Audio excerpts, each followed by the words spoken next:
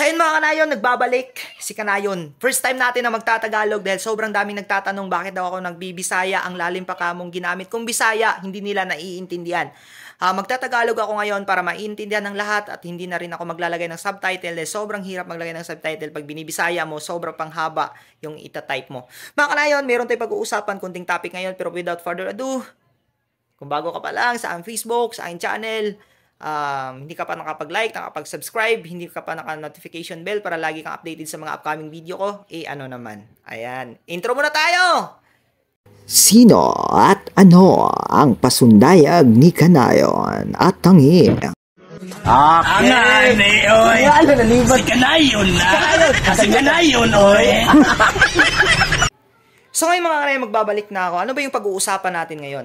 Itong wifi na kinabit. Sobrang saya ko.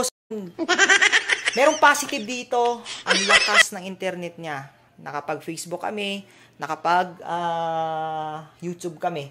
Pero in terms of mga link, hindi niya kayang buhatin yung link. Grabe, siguro naka-block sa kanila. Dahil hindi to PLDT, hindi rin to Globe. Ang tawag dito is, hindi din to Misamis Field Product.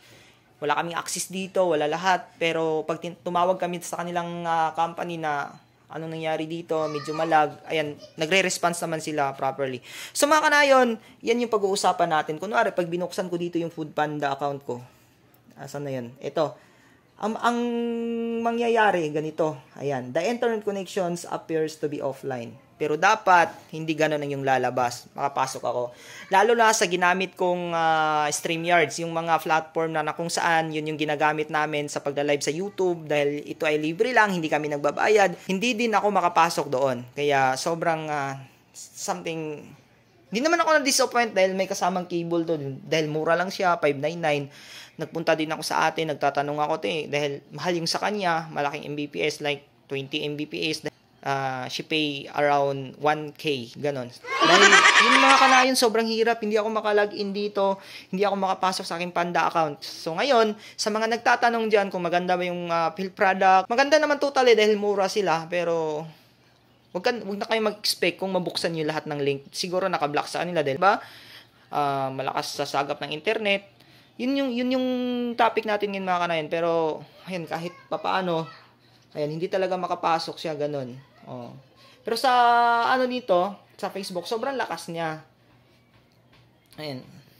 Naglo-loading ka agad 'yan, 'di ba? Malakas siya at saka mura pa. Tipid talaga, kayang-kaya sa bulsa. Pero yung negative lang dito, merong mga link. Hindi lang siguro, pero naka-block sa kanilang system para hindi maubos agad. Taka-budget siguro to. Mura lang naman siya eh.